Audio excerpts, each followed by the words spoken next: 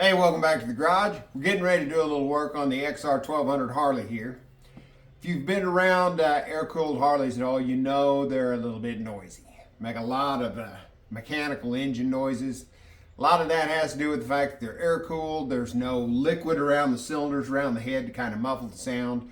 Being air-cooled, they also have wider tolerances because the heat expansion with the air cooling. There's also some valve train noise. And since it's got hydraulic lifters, you wouldn't think there'd be much valve train noise, but I kind of assumed it was like a Chevrolet LS engine where they have big valves, a lot of lift, moving the valve up and down quickly makes a noise where the valve hits the seat. So I figured that was something similar on this, because on the LSs they get really bad when you put headers on them, because the not having a cast iron manifold absorb the noise, makes them a little noisier. But so I had never worried about the valve train noise.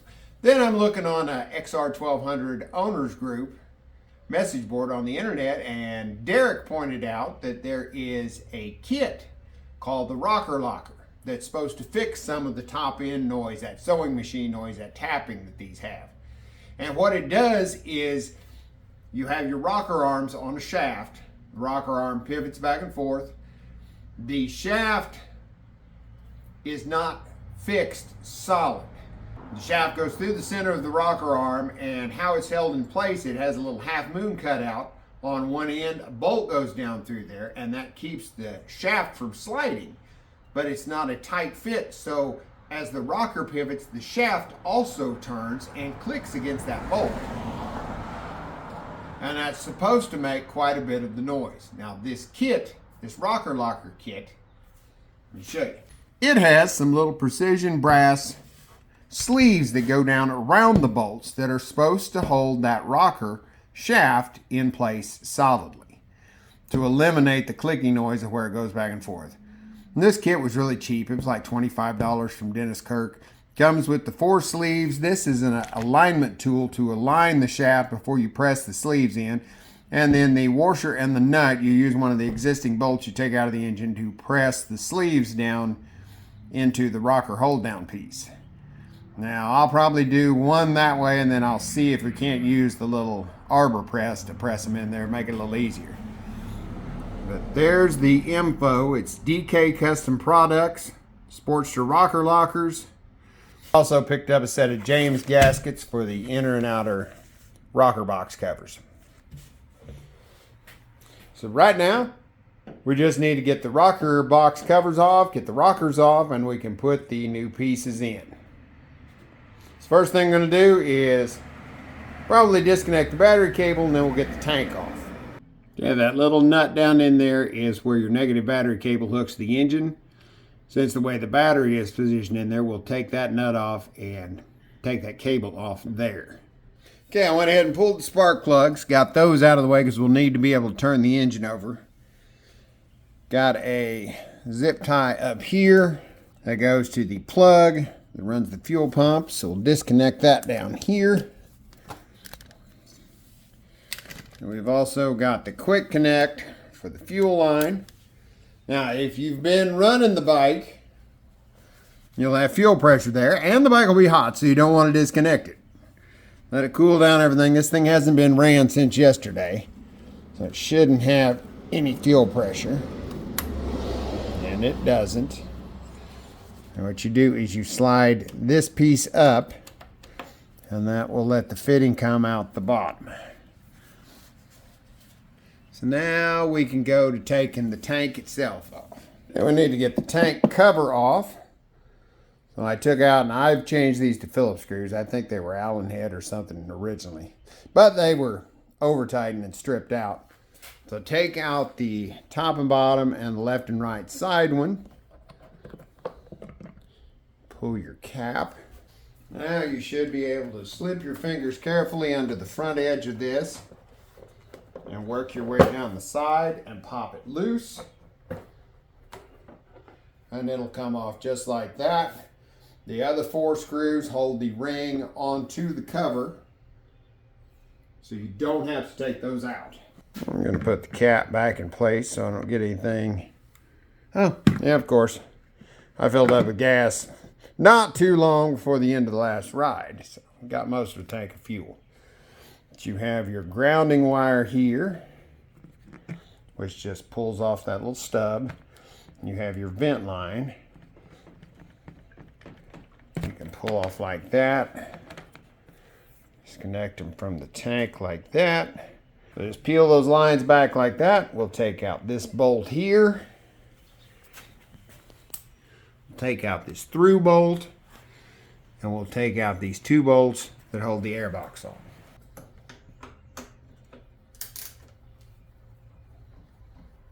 This bolt and the one at the back are both 1/4-inch hex. This one here goes all the way through to a nut, so you need a 1/2-inch wrench on the other side. These two airbox bolts are T27 Torx.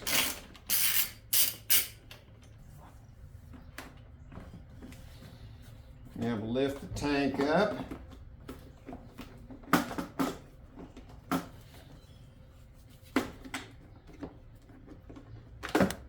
Pull the airbox out. Move your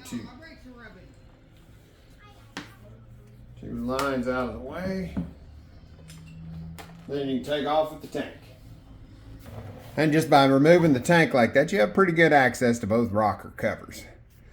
Unlike the Buells that I pointed out in my other video, where you would have to rotate the entire engine forward in order to get to this back one. So right now, I will pull these two vent lines off, and then we'll unplug this wire for the temperature sensor on the rear cylinder. And I do have the crankcase just vented to atmosphere. I was trying to remember exactly how it was routed before. Oh. Yeah, it was routed up into the bottom of the airbox, similar to a Buell. And disconnect the temperature sensor. We can leave it in the cylinder head, just lift the cover off the top of it. And that leaves us with just the 4 screws that hold the rocker cover on. Never a bad idea to check your throttle plate while you're in here. Now your 4 screws on the top here are 3/16 hex. And I don't think I've ever had this front one off. I had the back cover off because I had the whole cylinder off fixing an oil leak. That through bolt holds that ignition switch and the coil bracket up on there, so I put that bolt back in there just to keep it from flopping around. So off comes the cover. Like I said, I bought new gaskets. That actually doesn't feel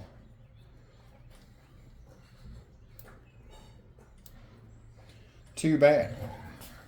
Now the gaskets still feel fairly pliable, and it's not. On the back cylinder, the Buells, they're always absolutely flattened out and cooked from the heat on that rear cylinder to where they don't stick up above the rocker box and they won't seal and they leak. These aren't bad. I'll go ahead and replace them, but they're not in bad shape. So now we're to the business part here. This shaft was what was supposed to be able to rock around. Shaft that goes through there, it was supposed to rock around and whack against the retainer bolt. Okay, both rockers, both valves are in their closed positions, so we don't have to rotate the engine. You want them to be closed instead of having one or the other valve being pushed open. So right now we can take this rocker box off. We'll take out these 2 small bolts there in the very back, the 3 here, and then we'll take out the 4 main ones.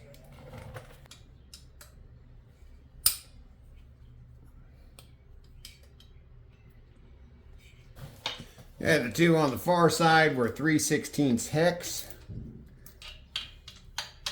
These small ones here are 7/16. The 4 big ones are 1/2 inch.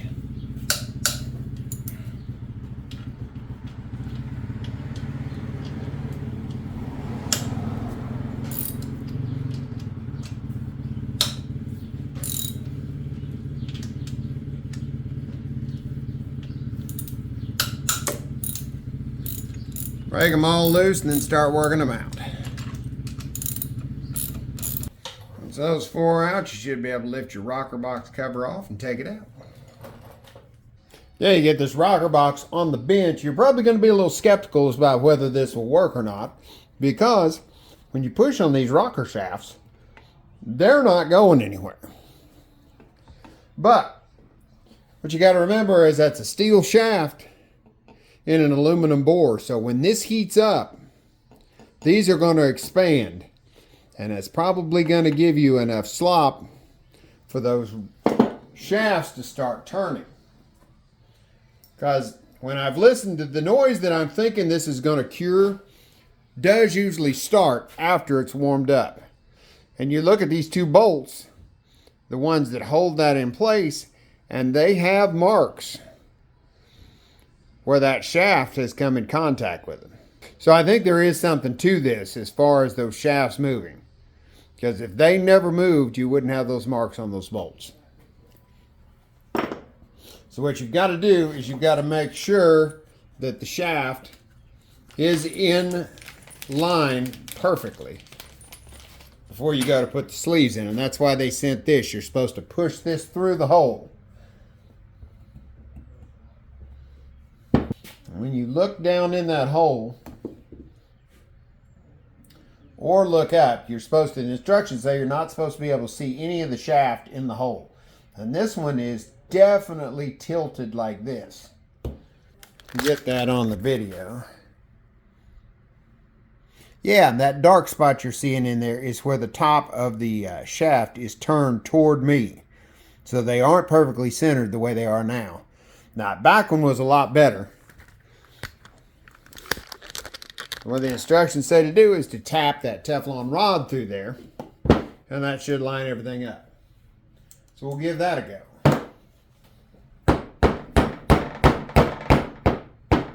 So you can pull it out or just tap it all the way on through. So we're just going to go on through. Now with the light, that looks perfectly lined up. You don't see any of the shaft turned into the hole. So let's see if we can straighten up this other side. Put it in with that notch toward the shaft.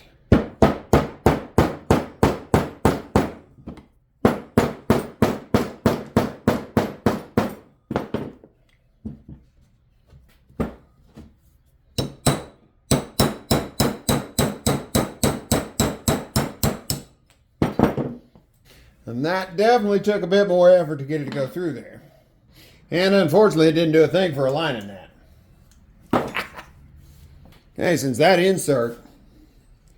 shaft has to be perfectly straight in that hole, or all we'll do trying to install the bushings is crumple them. So we're going to heat up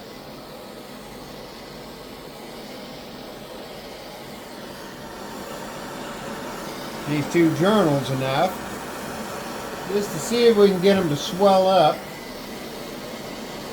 where we can turn that shaft.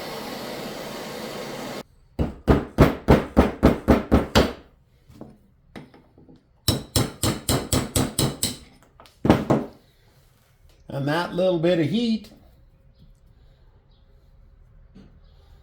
which I could still touch those, and that was enough that shaft turned.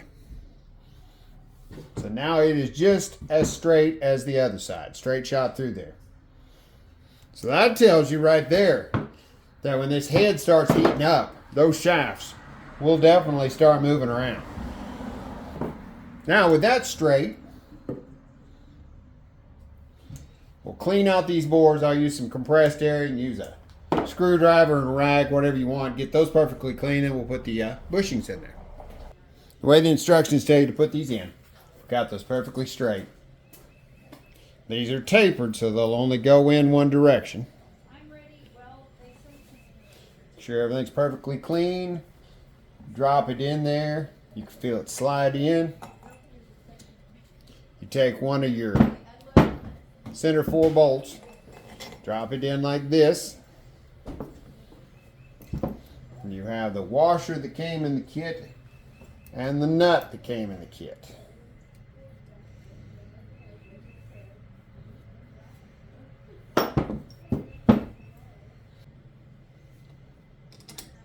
start tightening that up, and that draws that little bushing down in there. Well, the instructions say to tighten the bolt and hold the nut, but it makes a lot more sense to me since the bolt is rubbing against the bushing to tighten the nut. Bring that down so that's flush with the top.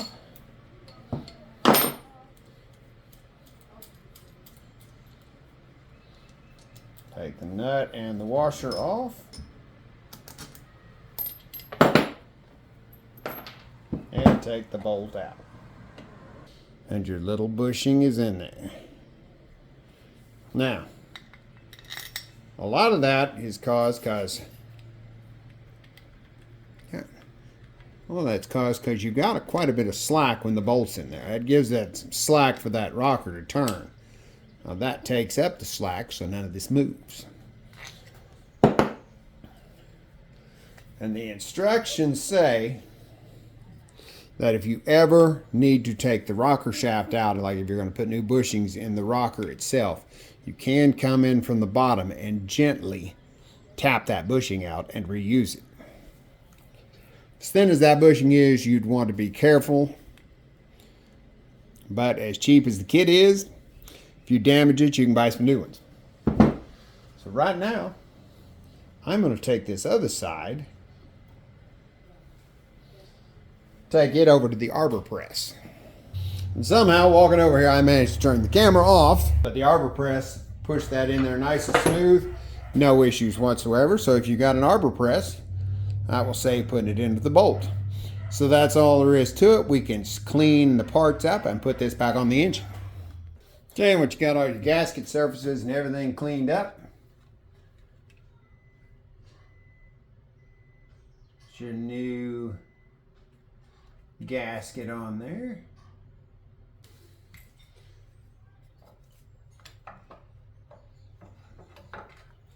Set your rocker box in there. Make sure your push rods go up in the holes. And I blew all the bolts out, made sure there wasn't any debris or any oil left down in the holes. And then you can start putting your 4 big bolts in. And just start drawing those 4 down. Don't tighten anything yet. You want to make sure you can get all the rest of the bolts in before you tighten anything, and you're also compressing the lifters right at the moment. Okay, we're down to torquing these down. We'll torque these 4 main ones in a crisscross pattern to 20 foot-pounds.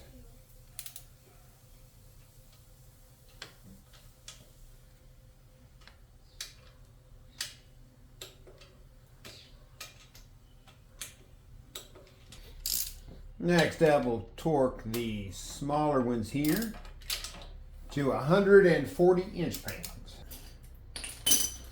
Same with the last 2 over here,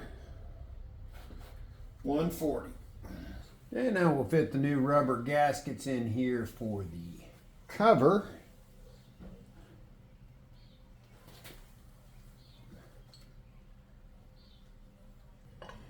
Set this cover back in place. Okay, we'll tighten these 4 down to 140 inch-pounds.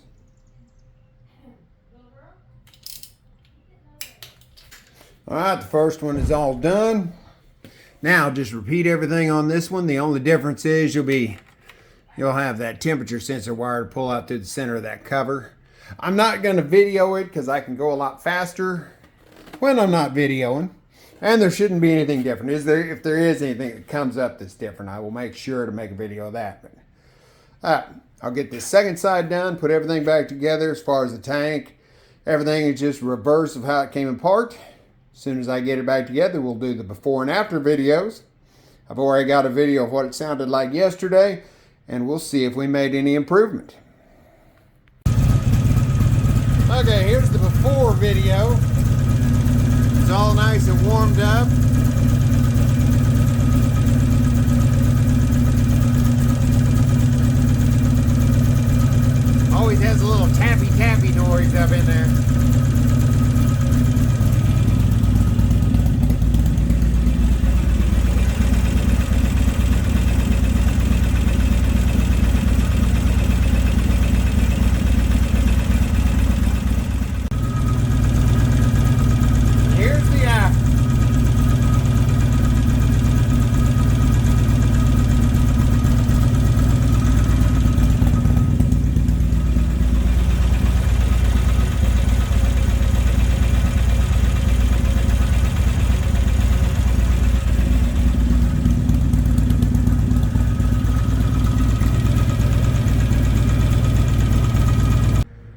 you heard something I didn't. I couldn't tell any difference before and after on that. Fortunately, it wasn't a expensive modification, wasn't very time consuming. Got to go in there and inspect everything, clean stuff up a little bit, so that's good. The benefit, one small benefit is that those take up the slack around the bolt holes to where the rocker box will go back on in the exact same spot each time. But would I worry about installing them again if I ever had to take them out? Probably not. But wasn't expensive, wasn't hard to do, and now you know. So I did watch some other videos on people installing these, and their rocker shafts were a lot looser than what this one was. Because like you saw in the video, I had to heat them up a little bit to get them to move at all. So maybe on some bikes it makes more difference than it did on this one. Who knows? And on mine, that wasn't worth the time. Yep, anyway, want to get back to riding. Thanks for watching. Catch you on the next video.